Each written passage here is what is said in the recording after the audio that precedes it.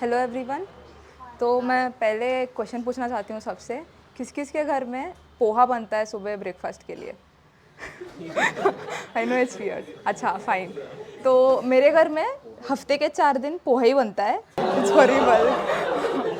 तो एंड मैं मम्मी को ये बोल नहीं पाती क्योंकि अगर बोली तो next day I am dead. And मैं आज इधर हूँ इसलिए क्योंकि कल पीटीएम में मेरे पापा आए थे एंड उन्होंने कुछ नहीं बोला। मम्मी आती तो सोहम जैसा हाल होता मेरा। जेपी सर को पता है। तो हाँ, ये पोहे वाली स्टोरी को मैं बाद में आती हूँ। तो मैं एक स्टोरी बताना चाहती हूँ which is about a monk and ये मैं एक बुक से पढ़ी हूँ and this kind of changed my point of view. And तो वो अपने टीनेज लाइफ के बारे में बताता है। उसके घर में 6 लोग रहते हैं, उसके ग्रैंड पेरेंट्स, वो मम्मी पापा एंड उसकी बहन। एंड वो उसके पापा का एक हैबिट रहता है, वो स्मोक करते रहते हैं एंड वो उसको पसंद नहीं आता रहता। एंड उसकी मम्मी बहुत ट्राई करती है कि उसके पापा को समझाए he should not smoke and it is bad for your health.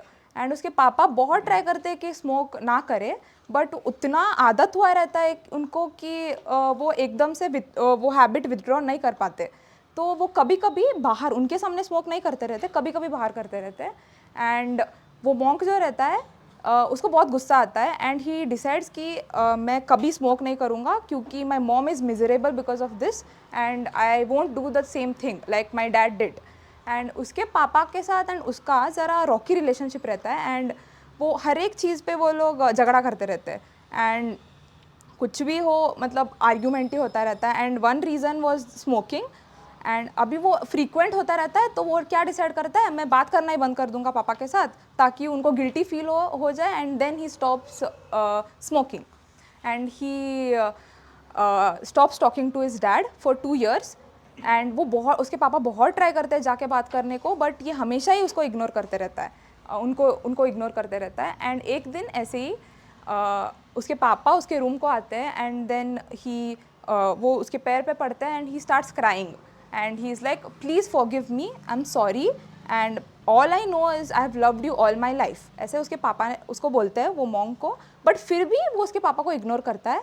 And उसकी मम्मी पीछे से आती है एंड शी टेल्स हिम कि after all he is your father and he hasn't done anything that bad and all he has done is to provide you a good life and you should respect him and he loves you a lot, ऐसा बोलती है।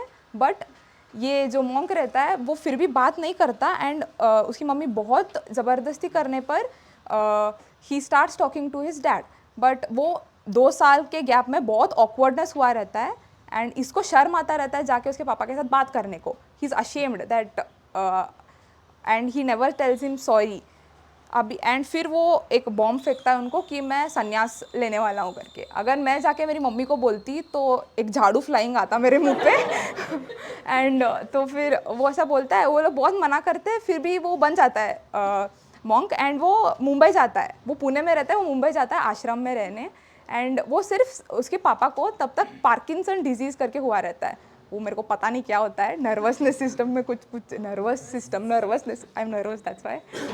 तो ऐसा वो कुछ मेरे को bio उतना पता नहीं है। तो फिर वो हुआ रहता है एंड वो व्हीलचेयर पे रहते उसके पापा, वो ज़्यादा कहीं आ नहीं पाते रहते। तो फिर ये बंदा अभी मॉन्क जो रहता है वो लंदन गया रहता है फॉर सम सेशन थिंग। उसके पापा का कॉल आता है उसको एंड उसके पापा बोलते हैं कि मुझे प्लीज़ तेरे रिकॉर्डिंग्स लेके आ, उसके सेशन के रिकॉर्डिंग्स लेके आओ करके वो बोलता है। एंड वो मॉन्क बोलता है इस बार प्लीज़ मेरे से मिलने आप मुंबई आ जाओ क्योंकि मैं इस बार पुणे नहीं आ सकता आपसे मिलने।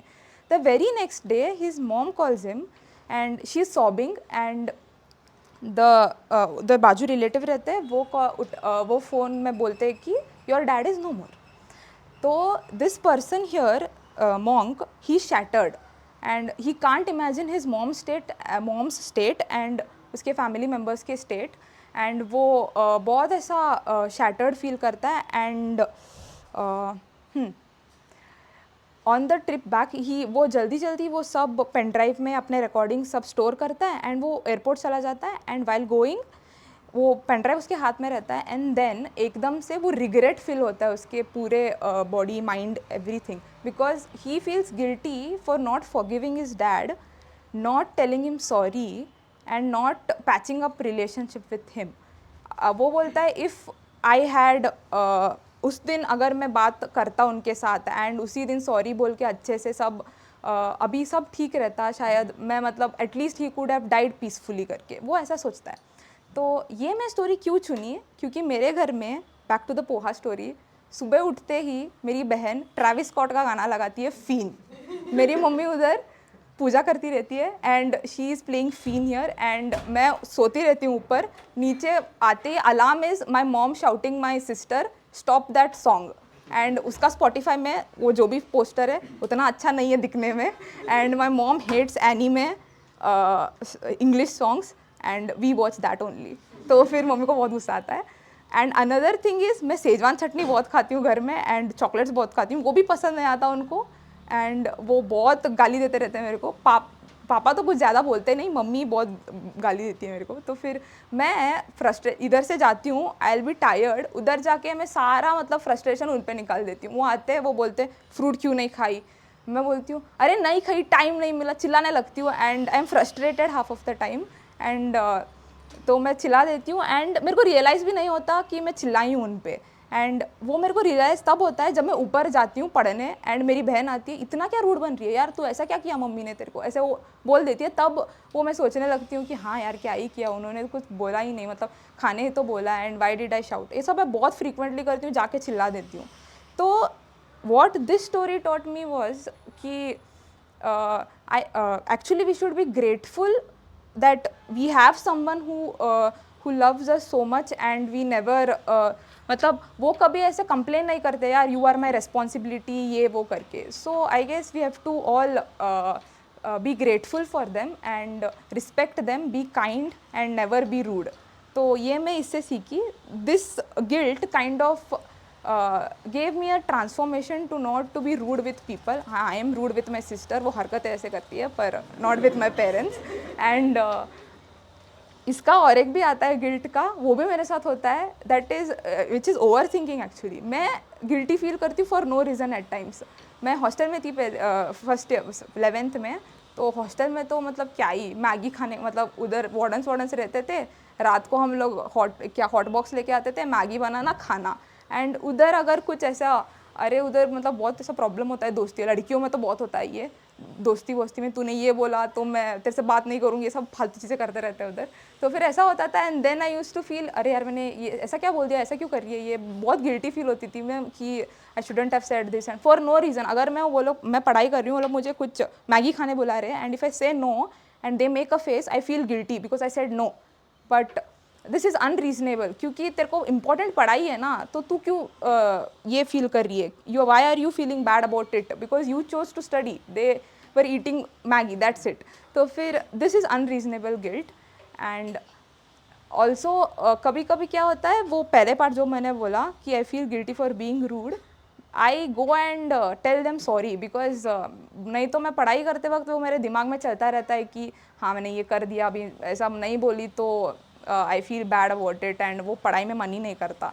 तो वो मैं जाके बोल के आती हूँ सॉरी, एंड अगर फिर भी मेरे दिमाग में वो चलता रहता है तो व्हाट आई डू इज़ मतलब what I would tell you to do is help others. मेरे को वो बहुत पसंद है लोगों को मदद करना, मतलब मैं जाके चैरिटी वैरिटी तो नहीं कर सकती अभी, मैं बस से आती हूँ, तो वो बस में ना अभी कर्नाटक में तो फ्री है लड़कियों के लिए तो एक तो टिकट भी फ्री मिलता है, सीट भी फ्री में मिलता है, एंड उधर लड़के रहते ही नहीं है बस में, सारे मतलब पूरा फर्स्ट टू लास्ट लड़कियाँ ही रहती है क्योंकि फ्री मिलता है, and aunty not talking about that फिर उसके बाद क्या तो अगर इफ़ सम अंकल या कोई बुजुर्ग आदमी आता है तो I get up and he sits there and he smiles and that makes my day. I don't need any other reason to be to make my day happy. I guess only his smile or someone इतना एक छोटा सा चीज़ करने पे अगर उनको अच्छा लगता है तो I feel good about myself and it kind of uplifts me. So yeah and मेरे को श्लोक तो नहीं मिला इसके ऊपर, बट मैं बोलना चाहती हूँ, मैं जो पढ़ के आई हूँ, इट इज़ श्री भगवानुवाच पार्थ नैवेह नामुत्र विनाशस्तस्य विद्यते नहि कल्याण कृत कश्चिद एंड कश्चित् दुर्गतिम तात गच्छति। इसका मतलब है no one who does good work will ever end bad in this world or the world to come after. Thank you.